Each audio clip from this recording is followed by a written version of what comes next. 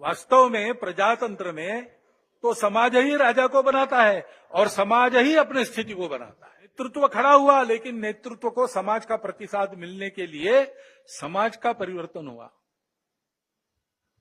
फ्रांसीसी राज्य क्रांति में फ्रांस के गरीबों का असंतोष शिखर पर पहुंच गया था, इसलिए क्रांति की बात करने वालों के पीछे सारी जनता खड़ी हो गई।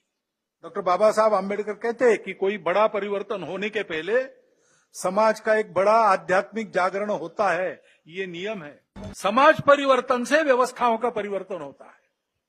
अब 1 साल से मणिपुर शांति की राह देख रहा है, उसके पहले 10 साल शांत रहा, पुराना गन कल्चर समाप्त हो गया ऐसा लगा, और अचानक जो कलह वहां पर उपज गया या उपजाया गया, उसकी आग में अभी तक जल रहा है, त्राही त्राही कर रहा है। कौन उस पर ध्यान देगा?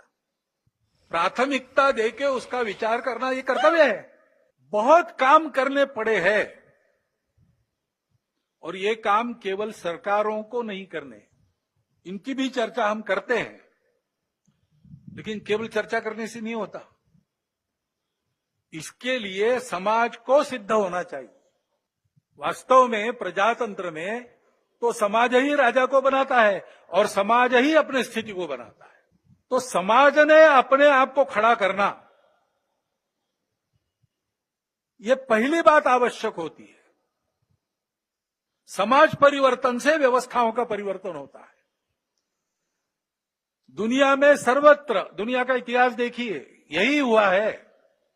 जब कोई परिवर्तन आया, समाज में आया, उसके कारण व्यवस्था में आया। नेतृत्व खड़ा हुआ, लेकिन नेतृत्व को समाज का प्रतिसाद मिलने के लिए समाज का परिवर्तन हुआ। फ्रांसीसी राज्य क्रांति में फ्रांस के गरीबों का असंतोष शिखर पर पहुंच गया था, इसलिए क्रांति की बात करने वालों के पीछे सारी जनता खड़ी हो गई। यही रशिया में हुआ है। ये खड़ा हो गया समाज में कि इससे छूटना है, इससे बाहर आना है। अब वहां ये संस्कृति नहीं है जिसका वर्णन महात्मा ने किया, हमारे संत जी ने किया। संयम की, सत्य, अहिंसा, अस्तेय, परिग्रह, ब्रह्मचर्य, ये हमारे पास है।